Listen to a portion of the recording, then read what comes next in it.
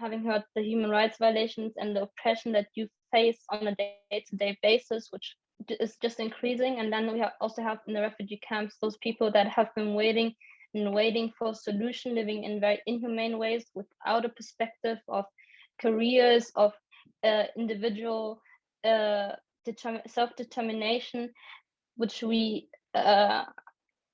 Sahrawi people should have. The big question is what do we expect from the international community? What do we expect from Spain, from the European Union, from the USA to advance the Sahrawi cause? Maybe Taleb, you can tell us more about that. Yeah, I just want to say about something you said before about the frustration that we feel as Sahrawis. So I think wherever you look, any side of this conflict is worse than the other. Because if we look at the refugee camps, or the people in the refugee camps, they are just waiting for more than 46 years in a very hard conditions and fighting the hard conditions of the nature of the desert. If we look to the other side, as Mariam said, in the occupied territories, there is the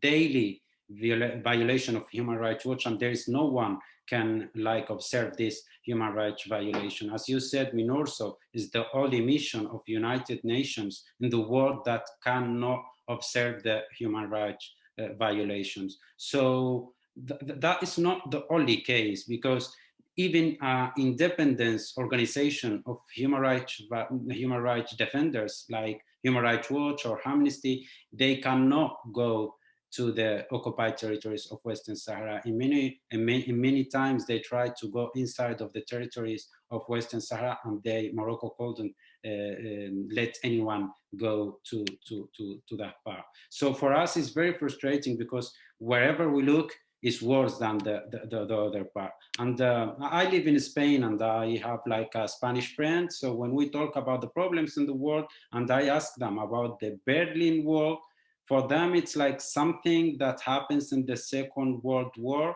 and it's impossible to happen now. So when I tell them about Western Sahara, and I tell them, okay, the most longer wall, military wall in the world is in my country. Morocco has now a wall with more than 9 million of means.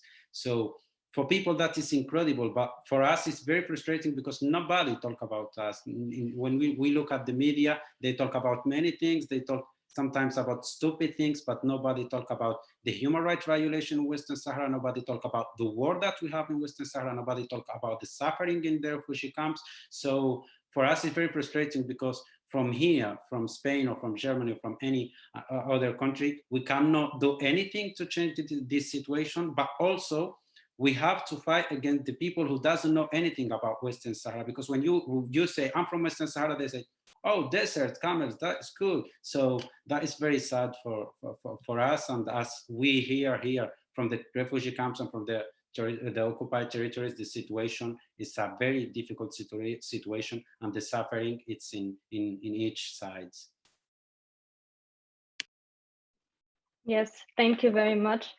And just one thing, I forgot to say that also when we look at the political work, like the international political, how it works, we see always that the economic agreements wins the justice causes. And the best example, it was Trump's done, because I think everyone's see how Trump's recognized that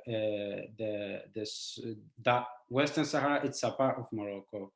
And as I said, okay, Trump can do that, but with Texas, Trump can say, okay, I recognize that Texas is part of Morocco, but he cannot say that about Western Sahara. It's just completely illegal, because that's a direct attack against the international law, because the international law and the United Nations says that Western Sahara is the last colony in Africa. So not even Trump or United States or any country in the world can recognize the sovereignty of Morocco to Western Sahara. So it's very sad also to see that the economic agreements, because it was, as we all know, it was like behind this behind Trump's recognition of Morocco, of Western Sahara as part of Morocco, it was an agreement with Israel, and it was like an economic and political agreement. So it's very sad also to see that even the country who said that they defend the peace in the world and they defend the rights of the people everywhere, they sentence that people to live under very hard occupation. Yes, thank you very much. Maybe you could say, tell us which steps need to be taken to fulfill the self-determination right of the Sahrawi people. What do the politicians now have to do to fulfill the UN Freedom Plan? I think, as we all know, we are in a war now. The war starts again in Western Sahara after 30 years, because over 30 years we were waiting a solution, and nobody, it's like we were forgotten. And now the war came again to Western Sahara. And I don't think that the solution will came from the war, because the war never gives a solution. But it's very sad to say that, but the war now, it's the only thing that make world, look at you. I think when we decide to go back to war against Morocco, it's just to make the international community take seriously the Western Sahara conflict and try to give a solution. I think the only possible solution to Western Sahara conflict is a referendum, where when people from Western Sahara can decide if they want to be part of Morocco, if they want to be an independent country, or if they want to be like a Spanish, territory. It's like, that is very easy. But as we see in these last 30 years, Morocco was like blocking this referendum. And now, and at the end, I would just like to send a message to the Sahrawi young people, to the people who support our cause, and the people who believe in justice, that we all should work hard more than ever to let people know, to give some pressure to the political people to work in the way that we can have a referendum in Western Sahara, because of course nobody loves war, and of course we know that this war will means a lot of death, not just for Sahrawi people, even for Moroccan people. So I think our work now should be to give some pressure, not just to the Spanish government to start the process of decolonization in Western Sahara. Everywhere, I think we have to work to make political people work in the way that people of Western Sahara can live in peace and in a free Western Sahara. Thank you, Taleb.